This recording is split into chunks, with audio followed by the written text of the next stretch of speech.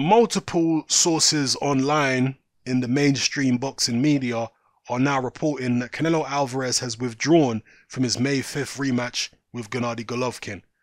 Now, there are so many different outlets reporting this that it would appear at the moment that this is actually true, that it's legit. And if that is the case, then the race is now on, the scramble is on to see if they can actually salvage the event and find a replacement opponent for Gennady Golovkin to face on that date.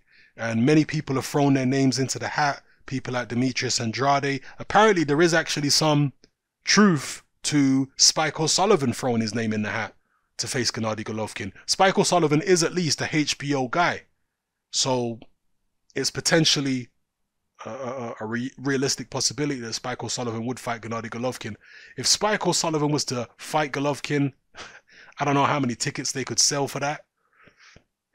And, you know, it'd be a hard sell because Spike O'Sullivan hasn't operated anywhere even remotely close to Golovkin's level. He was stopped by Chris Eubank Jr., of all people. He was soundly outpointed by Billy Joe Saunders. So this is not a guy who has been operating anywhere near world level for the past few years or ever in his career. You know, I mean, Eubank, I guess, was the close. Eubank and Billy Joe, to be fair, were kind of world level, but that was a long time ago. And he didn't fight them when they were world level fighters, you know, or championship level fighters. So if he was to beat Golovkin, I mean, that would be one of the biggest upsets in boxing history. Spike O'Sullivan beating Golovkin. So what you would essentially be doing is trying to sell a mismatch between Golovkin and Spike O'Sullivan. That's what you'd be trying to do. Difficult. Demetrius Andrade, I think, would be an easier sell. He's somebody that's thrown his name in the hat.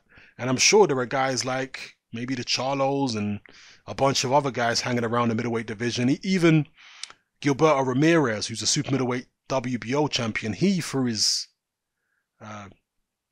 name out there and said he'd be willing to step in and face Gennady Golovkin on May 5th. So yeah, the scramble is on to see if they can salvage the event and have Golovkin fight somebody else. I doubt it would be pay-per-view now that Canelo's no longer involved, but I don't know, maybe it would be. You guys let me know what you think in the comment section below about this situation. But this is the breaking news. Canelo Alvarez has withdrawn.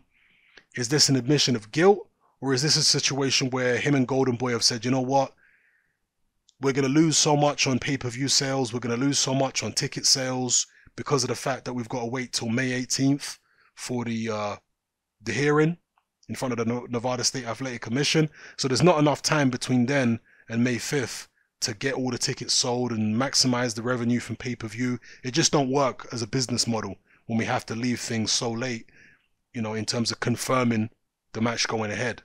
So maybe it's a business decision rather than an admission of guilt. Then again, maybe it's an admission of guilt. I don't know. You guys let me know what you think in the comment section, people. It's Sam and I'm out.